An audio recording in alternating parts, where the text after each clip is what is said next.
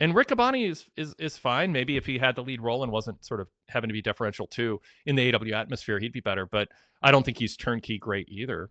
Anyway, Brian, I like 3 minutes ago No, I I stepped mean, on you. no, it's an interesting conversation because I really think Danielson brings energy, and I feel like that's I Tonight he when was better. Yeah, yeah, tonight. no, he was, and I say this as someone who has lately been burnt out on wrestling. I almost wonder if Excalibur is a little burnt out. He just doesn't.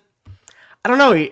He just kind of like you said, Wade. He's saying the lines. He kind of just sounds like he's going through the motions. I don't know. Like It does. he Yeah.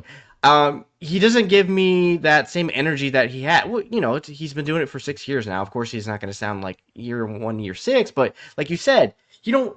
You don't have to be Danielson like where you're cheering off your desk. That's completely fine. But like reel it in. You should be kind of like a pro's pro at this point, since you've been doing this for about 6 years. And I don't know if there's a I still like Nigel McGuinness a lot. I think Nigel actually is he might be their Wade Barrett on Mm-hmm. commentary. For me personally, I just feel like Nigel does a really good job of explaining like the fundamentals of a move where he'll pop in some silly moments, but I think he's a little bit more disciplined, supposed to Excalibur and Taz.